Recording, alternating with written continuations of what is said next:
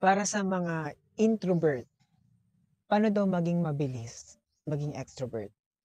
Actually, I'm an introverted din talaga. And madalas, out of fear, even though there's a motivational speaker about gawin mo lang yung buhay mo maging masaya kasi hindi mo sigurado kung ano yung makukuha mo sa buhay na to. And you do not know kung gaano kahaba pa yung natitirang duration or lifespan mo sa mundong to. You do not know. Even though nakikinig mo siya, it still have a fear from inside. It's recorded sa mind. Pero this is my own advice. As an introvert, I am an overthinker. I had an anxiety and depression. Because as an introvert, nakukulong tayo. We have their own boundary. Madalas nakakulong sa kwarto or mag-isa or kahit nag-travel, mag-isa pa rin. It's different to be an introvert. Once nasa involved tayo sa environment ng ibang tao, ini-enclose natin sarili natin sa iba't ibang, like, we are people pleasing, we are owning the feelings of other people's, we tend to be sensitive para sa ibang tao, madali tayong maapektuhan sa ibang tao kasi sanay tayo naka-enclose lang sa isang cage na pang sarili natin. So kapag punta tayo sa labas at sa mga extroverted life ground, madali tayong sakupin natin yung boundary nila.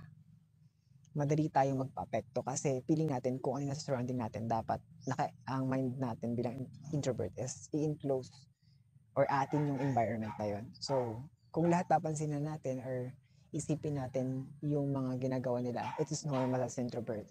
Pero this is my one and only advice. Talinhaga lang to.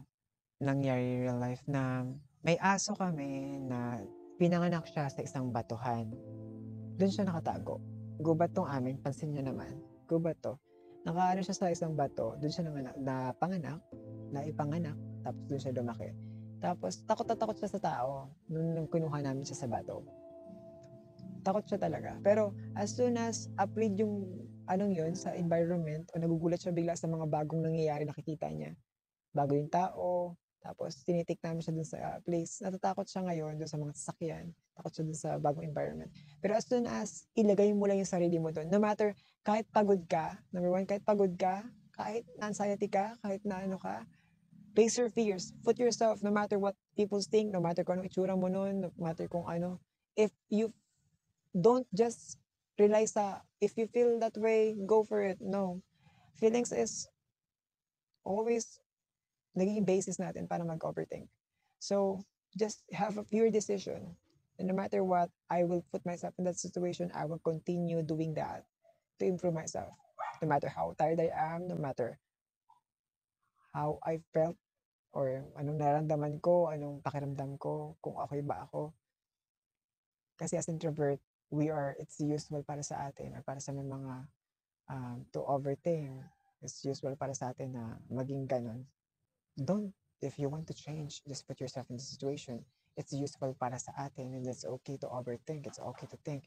But it's not okay to be affected by certain feelings para hindi mo gawin yung ano dahil natakot ka at baka ano isipin nila. Just put yourself in a situation and masasanay ka din. Parang kagaya ng asong yun. Nasanay siya sa situation na yun once andun na siya. Put yourself in another environment if you want to do so. Ask yourself, how strong I am or how strong is my decision? Nagkagustong-gusto ko talaga na malagay ako sa situation na yun, maging extrovert, ng malaking tulong to kasi we are social animals sa trabaho. Magandang way yun at starting point. Listen to your mind.